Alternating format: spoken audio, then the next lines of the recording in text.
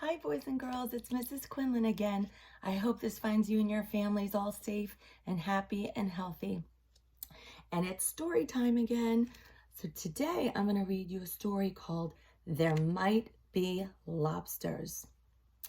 Lots of things at the beach scared Suki, lots, because she is just a small dog and the stairs are big and sandy and the waves are big and whooshy and the balls are big and beachy. And besides, there might be lobsters. Let's find out what happens to Suki at the beach.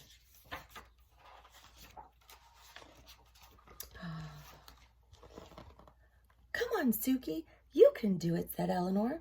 She stood at the bottom of the stairs to the beach and waved to Suki.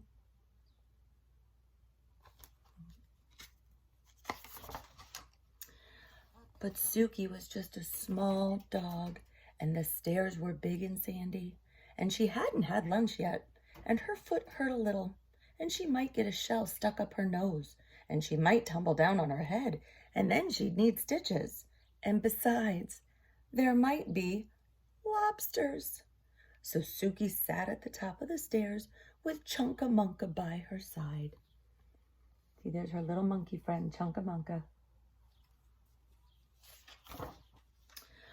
Oh, all right, said Eleanor. She picked them both up with a tisk and a huff and carried them down the stairs. Suki still doesn't look very happy. What is going to happen next?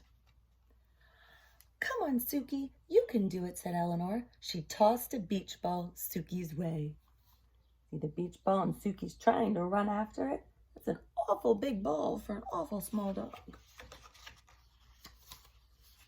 Suki was just a small dog, and the beach ball was big and beachy, and it might hit her nose, and then it would pop, and it might be too loud, or it might knock her down, and she might never get up again, and she might have to live on the beach forever and eat seaweed to survive, and besides, beach balls attract lobsters.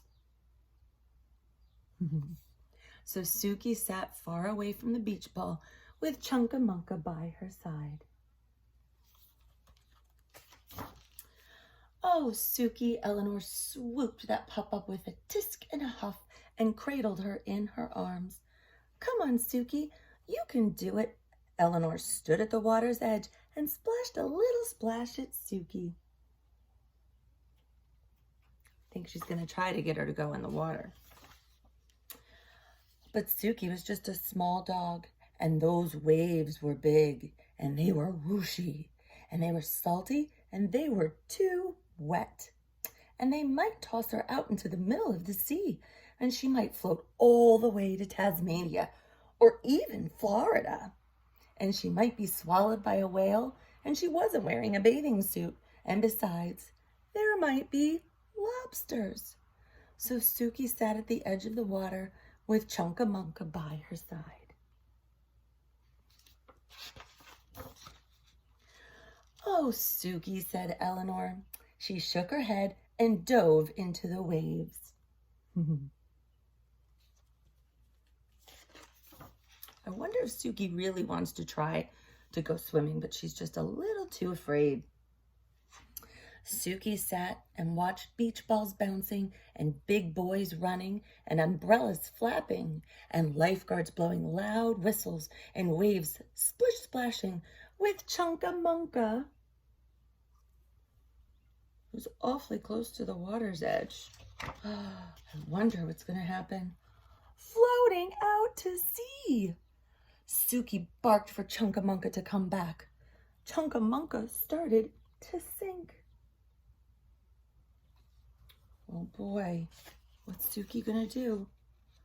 Suki started to paddle. She paddled past a big beachy ball.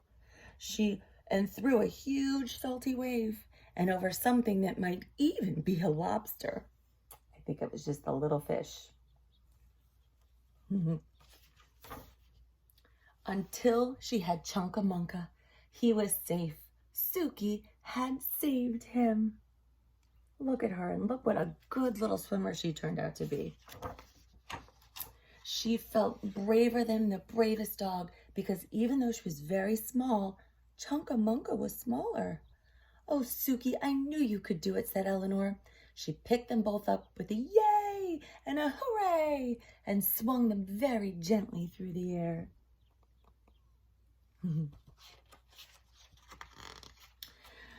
Suki sat in the sandy sand with the wavy waves and watched for lobsters with Chunka by her side. She looks much happier now, doesn't she? And they didn't see a lobster all day. The end. I hope you enjoyed this week's story. So until next week.